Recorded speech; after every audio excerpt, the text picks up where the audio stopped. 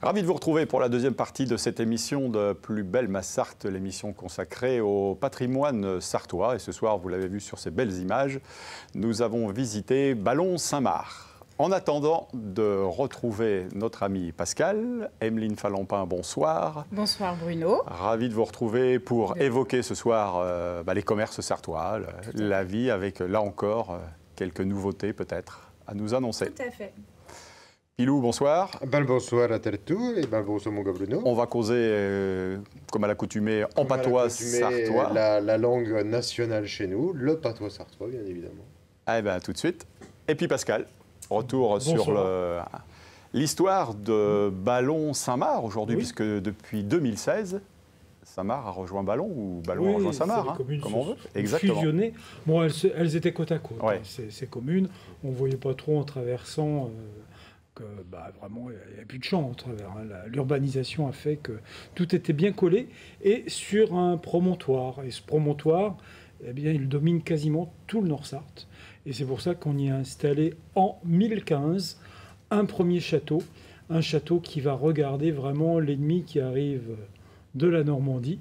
Et le donjon actuel, qui a été refait et remodelé plusieurs siècles après, regarde vraiment le Nord-Sarthe. Si vous êtes en haut du donjon, vous apercevez tout. Vous apercevez Fresnay, Beaumont, toute la vallée du Saunois. Vous apercevez Persaigne, bien sûr, au loin.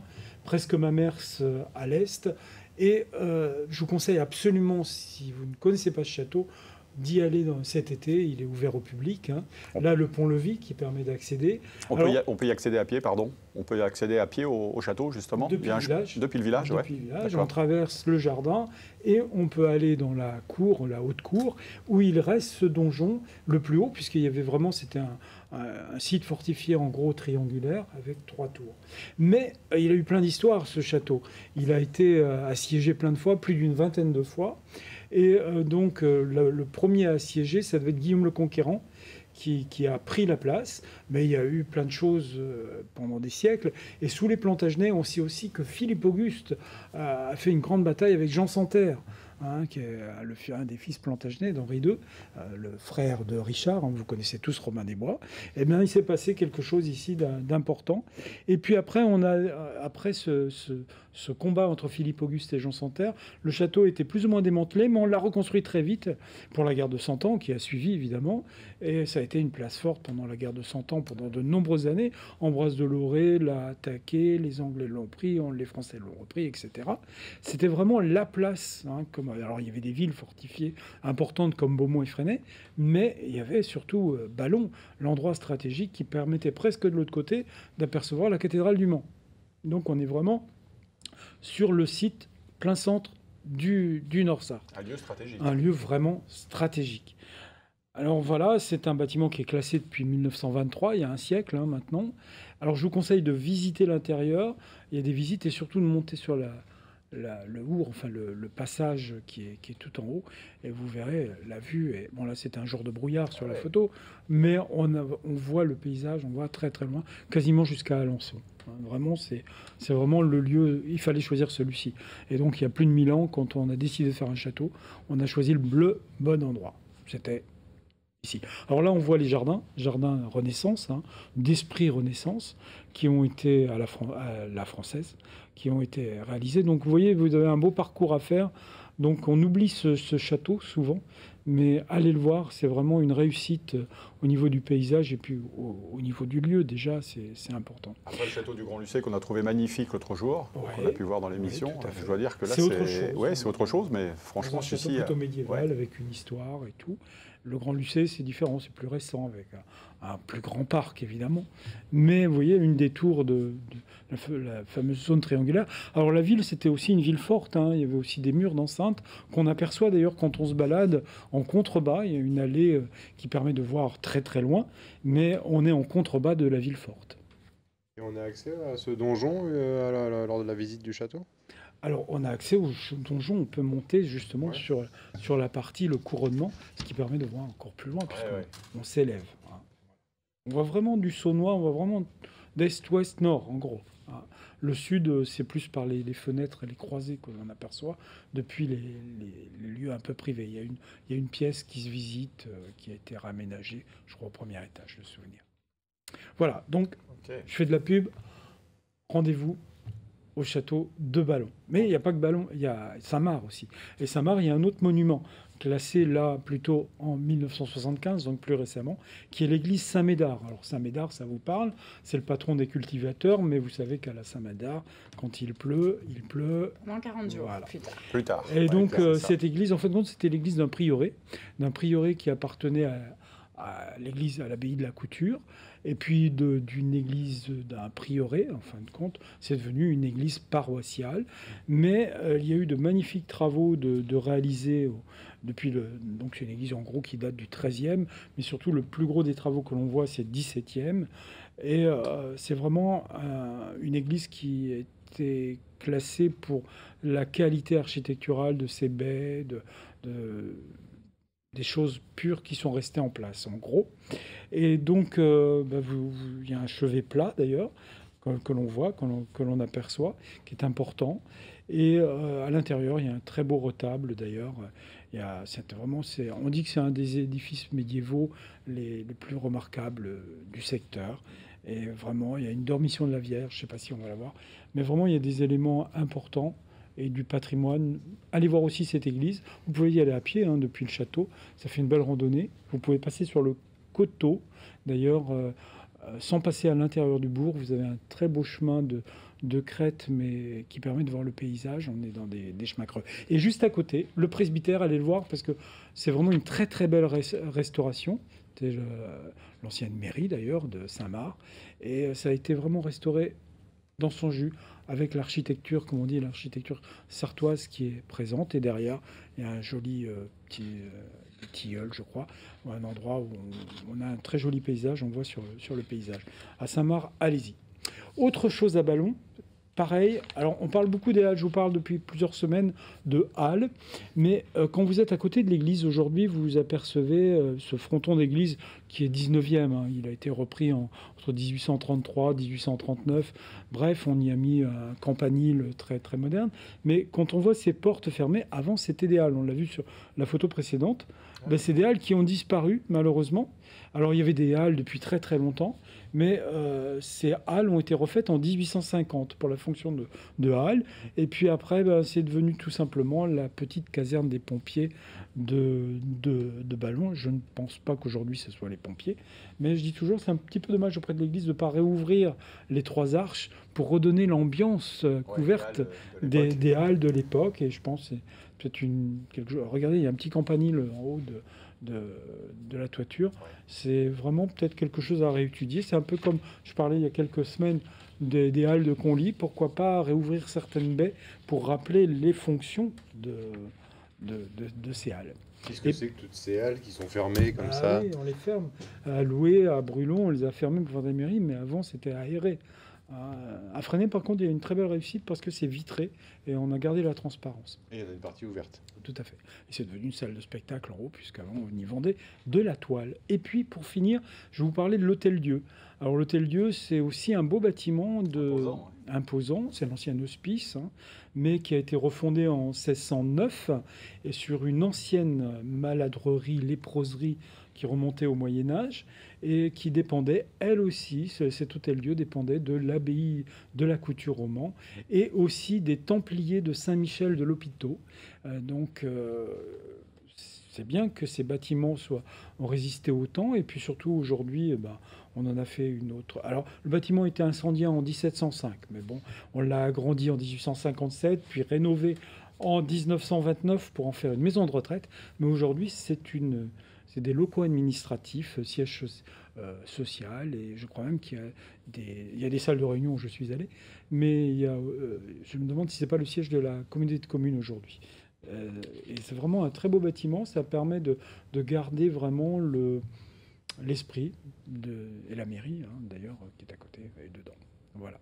Vraiment, très belle réussite, très belle restauration d'un bâtiment, vous voyez, qui pouvait partir, puisque aujourd'hui, on vit, on fait des maisons de retraite dans d'autres lieux, des hôpitaux aussi dans d'autres lieux. Donc un Voilà très beau pour lieu le- de vie. le bon L'église patrimoine. Saint-Médard, on a noté à Saint-Marc, et Ouais. l'église Saint-Georges à Voilà, Ballon. Saint-Georges c'est à ça Ballon, c'est Saint-Georges. Ouais. Saint-Georges. Voilà. Et puis le château. Et donc, visiter le château. Voilà. Et Et il y a un visiter. très beau circuit de randonnée qui fait le plateau, tout le grand plateau. Là, vous pouvez vous échapper un petit peu en pleine nature. Vous êtes sur une ligne de crête et là, on aperçoit très bien l'ouest et le paysage. Donc, n'hésitez pas à aller vous balader à Ballon-Samar. Ça nous a donné envie d'y aller, Super, en tout bah cas. ouais, vous nous donnez à chaque fois envie de nous balader. En plus, là, les beaux jours arrivent. Pour Merci. redécouvrir la Sarthe, Ouais. c'est très bien. Merci Pascal pour ces précieuses informations. Merci. Les Halles, on en parlait, nous-mêmes ici, nous sommes quasiment sur la place des Anciennes Halles, ici place au Mans, non loin de la rue Pasteur. On était On a entre tous- l'ancienne gare de tramway Exactement. et les halles type Baltard. Et ouais. Les Halles où on causait le sartois, mon cher Pilou à l'époque, Ah bah c'est sûr, hein, c'est sûr. sans retenue. Sans retenue. Alors ce soir, Alors, une ce batterie soir, de nouveaux mots. Oui, de- des petits mots, d'expressions, bien évidemment. Alors, je voulais revenir quand même sur les doigts de la main, parce que je suis sûr que ma collègue à côté de moi ne les connaît pas. Et donc, on va faire un petit peu de révision quand même. Alors, je sens que mon petit Pascal les connaît. Alors, si je vous dis le pouce... Sur le bout des doigts. Bah, c'est celui-là. Oui, bien joué. D'accord, très bien, c'est bon. Donc, comment il s'appelle le pouce en patois? Le pouce rond. non Le poucereau. Bravo. Nous l'avons. Merci Étienne. C'est Étienne qui me sifflait. Bien joué, merci Étienne. Donc ensuite, nous avons l'index. L'index. Alors lui, il est rigolo parce qu'il est facile à s'en rappeler, surtout pour les enfants. Parce qu'à quoi nous sert l'index en souvent? C'est gratter le nez. Oui, entre autres, oui. Mais à licher le pot. Et donc Ah. on l'appelle le liche-pot. Liché ou léché. Voilà, bah, exactement, c'est tout à fait le terme. T'es un licheux, À licheur d'ailleurs. un licheux. Oui, à licheux. Le D'accord. fond du pot de Voilà. confiture. Ah, donc c'est le Ok. liche-pot, donc c'est facile à s'en rappeler. Ou de yaourt, ouais. Ensuite, nous avons le longis. Le Parce majeur. qu'il est long. Parce Voilà, qu'il- parce qu'il est long, Ok. principalement. Ensuite, nous avons le malagi. Ah oui. Oui, Malagie. malagi. Pourquoi donc? Ah ben alors là, bonne question. Alors après, pourquoi pas? Peut-être parce qu'il y a le doigt où il y a l'alliance. Et Ah. il ne faut peut-être pas Peut-être mal agir. Peut-être. D'accord. C'est une hypothèse, mais après... L'auriculaire, après. Peut-être Voilà. aussi. Et alors lui, le petit dé du paradis. Pour la petite oreille, non? Oui. Pour se certainement. gratouiller le. Pour, Ça te gratouille ou c'est ça te souvent parce que chatouille? je pense que le petit dé du paradis, je pense qu'il y a un lien avec le fait qu'on demande toujours à son petit doigt pour avoir la réponse. Ouais, Je c'est pense vrai. qu'il y a- Et le sixième, parce que moi je suis né avec 6. Voilà. Ah oui. Donc nous aurons, on vérifiera en fin d'émission si vous vous en Ouais. rappelez. Oula. T'as gagné. Alors ensuite une petite flopée d'expressions, 2, 3. Alors on a la première. Allez. Allez, ça Tu va nous être l'as pour dit moi de Bah toute oui. façon. Hein. Moi, c'est moi et toi, c'est toi. Toi, Et t'es toi, toi. t'es toi. Moi, c'est moi, toi, Moi, c'est c'est toi. moi et toi, Moi, t'es c'est toi. toi, et toi, t'es toi. Oui, exactement. C'est une belle expression. Ouais, je l'aime bien J'aime bien ça. quand j'étais petite. Moi. Alors celle-là, elle est fraîche aussi. Je te la laisse nous la dire. Bon voyage et bon vent, la paille dans le cul et le feu dedans. Voilà. Hein, celle-là, elle est fraîche. Elle est magnifique. naturelle. C'est Bon appétit si vous êtes à table. Mais effectivement, donc ça, c'est en général quand on rembarre quelqu'un qu'on n'apprécie pas du tout. Ah oui, Donc, carrément. Ouais, d'accord. là, on lui dit bon voyage et bon vent.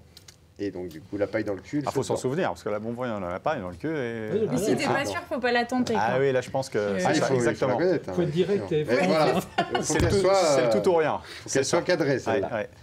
Alors, la petite dernière. Il est adré de ses poignes cum Ouais, un verra de sa queue. Kuma Verrat, Il ça est que- doué de Bon, c'est ses quelqu'un de mains comme maladroit. un Un cochon. verra. Oui, voilà, comme un C'est cochon. ça, c'est quelqu'un de maladroit, effectivement. D'accord. C'est ça. Alors ensuite, une petite flopée de mots. Donc là, on est dans les lettres R. Donc là, un remoulé. Alors moi, par exemple, les sangliers, ils me faisant plein de remoulés. Des bords. Ouais, enfin, c'est Ah, les bottes des- de terre un peu Ah. molles là, qui sont enroulées là, exactement Ah, d'accord. ce que font les sangliers là, qui déroulent un peu la terre. Et souvent dans les marécages. Donc c'est souvent aussi l'endroit. Alors ensuite, rempirer. Oh, c'est bien lourd. Ça. En ce moment, la Rempirer. fraie, elle faisant que de rempirer. La c'est fraie de pire en La pire. fraie, ouais. La fraie, c'est le froid. C'est de Ah pire en oui. pire, ça augmente. Ouais, c'est ça. Ça accentue, ça. C'est exactement ça. On peut Sauf que dire chez ça nous, empire, mais. Chez nous, on dit rempirer. Rempirer. Voilà. D'accord. C'est ben effectivement pile. ça. C'est ben pile. Ouais, c'est ça. Et donc, c'est encore pire que pire, donc c'est rempirer. Alors ensuite, ramponner. Moi, j'essaye de bien me ramponner, moi, Se avant de venir rhabiller. ici. Ouais, effectivement. De pas me couvrir? Hyper Non, doué, c'est en se fait. rhabiller. Ouais. Non, Ah, là, se rhabiller. On a une professionnelle ce soir. Pas toi Ah ouais. deuxième langue. Ouais, où j'ai envie de dire, elle triche, elle regarde sur moi. Bah, pas du tout. Si. Ah, mais ça, C'est c'est faux. les gens du Sud-Sarthe. ça, ils Ouais, connaissent C'est ça. faux, c'est Ah, complètement ouais. faux. Je n'ai même pas daigné jeter un coup d'œil. Non. Alors ensuite, donc le renard. Alors quand on dit à quelqu'un de tirer au renard ou un renard, est-ce que ça vous parle ça? Le renard, effectivement, on connaît tout ce que c'est. Hein, le Un renard. renard, Ouais. un piège? Non. Un renard. Il m'a C'est- posé un renard? Non, on dit à quelqu'un souvent de tirer au renard. De tirer au renard? Ouais, de tirer au renard. Non, je vois pas. Non. Alors en fait, c'est résister sans trop le faire voir ou se faire tirer l'oreille. On, Ah, on le ok. dit aussi. Et du côté de Malicorne, on dit aussi pour quelqu'un qui a envie de vomir. Ah oui, Eh d'accord. ouais. Bah, Il alors là, tire au rien à- renard. Donc, double Ça, signification. C'est rigolo. Ah bah Ouais. triple même. Un petit dernier? Un petit dernier, alors Ouais. renasquer. Moi avec ma femme, en faisant que de renasquer, souvent quand les kénios ils sont couchés. Ça a l'air bien. Ça a l'air bien, hein? Ouais, c'est positif. Ah, Non. c'est Ah, tout relativement dépend. positif, c'est relativement Ouais, positif dans renasquer, l'ensemble. Oui, oui. Quand les enfants sont couchés. Quand les enfants, voilà, Ouais. quand les kénios sont couchés, nous On va avec ma éviter de femme, mettre en les pieds dans faisant le plat, que de quoi. Bah, renasquer. peut-être qu'ils Hein en font d'autres. On pense du coup. Et alors on dit de ça, donc c'est pour exprimer le terme de ronfler. Ah, Ah oui, bah non, là. Eh là. oui, alors là, vous on en était étiez loin du- bien loin, on mes était coquins. loin du compte. Vous en étiez bien loin, mes coquins, bien Ah évidemment. bah non. Oui, non, c'est ronfler, renasquer. Ouais. On dit Renasquer. renasquer chez nous. Je sais pas si on t'a dit, mais t'as une belle gopette. C'est vrai? Bon, Bah merci, là. merci Pilou Ouais, un petit dernier, non? pour tous ces mots Non, doux. pas. Non, bah, pas de dernier. non, ce sera pour la prochaine Ah bah, ça sera pour la fois. prochaine On va fois, on les passer gardera. Allez. le témoin Merci ben. à votre voisine, Oui. Emeline, C'est moi. pour faire le tour du propriétaire. Tout à fait. Alors, quoi de neuf Quoi de neuf? en Sarthe? 3 ouvertures, dont une qui fait plaisir. Bon, globalement, je pense qu'elles font toutes plaisir, mais une Quand plus ça que ouvre. des autres. La première, donc, c'est DPS 72. DPS 72, c'est Damien Pérez, donc c'est un jeune homme qui s'installe après 10 ans d'expérience comme chaudronnier métallier, je vais y arriver, serrurier à Saint-Denis d'Orc. Donc en fait, il est itinérant. Vous avez besoin de réparer quelque chose, peut-être, Bruno. D'accord. Ça peut être. En fait, pourquoi j'en parle? Parce que c'est un métier qui est en tension. Il y en a de moins en moins. Et l'intérêt, c'est que ça permet parfois de retaper, rénover plutôt que jeter. Donc, si vous avez des pièces en métal qui sont un peu usées, un peu abîmées, bah, plutôt que de les mettre à la déchetterie, vous appelez Recycler. ce jeune homme, exactement, il va les D'accord. remettre à neuf, et c'est reparti pour D'accord. un tour. Voilà, on peut le voir comme à l'image. C'est portail. Ouais. Exactement, on voit l'avant, l'après. Donc, ça peut redonner Bien sûr. un coup de jeunesse et ça peut être intéressant. Le deuxième commerce qui ouvre après 4 mois de fermeture, c'est au pain vincéen. Donc, il y a des indices dans le titre. Hein, c'est plus facile que le Avancé, patois. non? Et Voilà. Vincent- Il y a une boulangerie avancée, tout y est, tout est dans le titre.